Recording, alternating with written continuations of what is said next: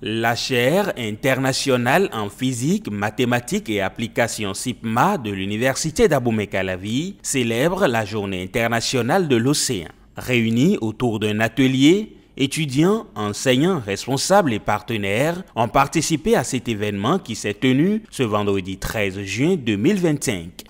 Cette activité, c'est beaucoup plus pour sensibiliser, d'avoir fait connaître les activités qu'on peut mener sur l'océan. Dans le même temps, qu'est-ce qu'on doit faire quand on est dans l'océan ou on n'est pas dans l'océan? Aujourd'hui, nous parlons naturellement et tout le temps de changement climatique, changement climatique. Enfin, on ne l'a pas sans les effets de l'océan. On ne l'a pas sans les effets de l'océan. Donc, que vous avez de la pluie, montée des températures, de chaleur sur le continent, c'est que ça vient de l'océan. Un appel à adopter les bons gestes en faveur de l'océan auquel s'associe l'Institut de recherche pour le développement IRD, partenaire privilégié de la SIPMA. L'IRD est honoré de participer à cet atelier consacré aux enjeux marins organisé à l'occasion de la Journée internationale de l'océan. Cette édition 2025 s'inscrit comme un moment fort.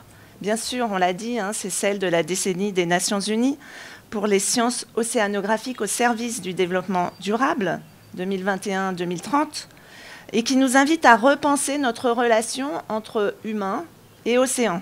Les océans sont essentiels à la vie sur Terre et donc a fortiori à la vie des hommes et des femmes qui l'habitent. La célébration de la Journée internationale de l'océan a été l'occasion de présenter le Master 2 en océanographie et application proposé par la SIPMA UAC. Il s'agit du Master en océanographie physique et application, qui s'occupe beaucoup plus des mouvements, donc les vagues et autres. Qu'est-ce que ça peut donner comme impact? À quel moment on peut donc parler du niveau de la mer, de la montée, de la hausse au niveau de la mer? Donc c'est très important. D'abord, je les invite, les étudiants à divers niveaux, qui ont déjà un Master 1 scientifique, à venir s'inscrire en océanographie pour faire. Et ce qui est bon, c'est que nous accordons des bourses. Dans le premier temps, il y a un tri d'excellence. L'effectif ne dépasse pas 12.